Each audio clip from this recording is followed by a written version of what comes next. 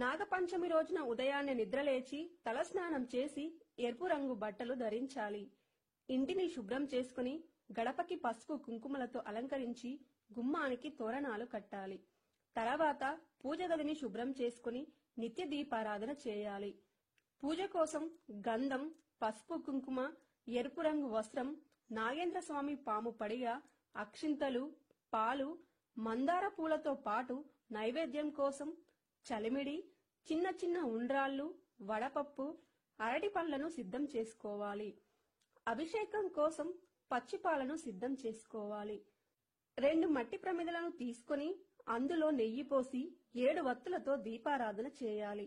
నాగపంచమి రోజు ఉదయం 10 గంటల లోపే పూజను పూర్తి చేయాలి.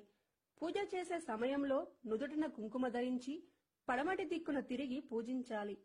ఓం నాగరాజాయ నమః అనే మంత్రాన్ని 108 సార్లు జపించి ప్రసాదం సమర్పించి కర్పూర హారతి ఇవ్వాలి. మీకు వీలైతే కర్పూర హారతి ఇచ్చే ముందు నాగ స్తోత్రం, నాగష్టోత్తర శతనామావళి, నాగేంద్ర సహస్రనామములతో ఏదైనా ఒకదానితో నాగేంద్ర స్వామిని ప్రార్థించవచ్చు.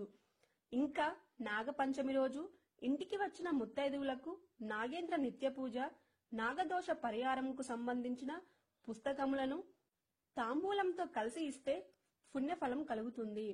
అలాగే నాగపంచమి నాడు పుట్టలకు పూజ చేయడం, పాలు పోయడం వంటివి చేస్తే వంశాభివృద్ధి కలుగుతుందని పండితులు అంటున్నారు.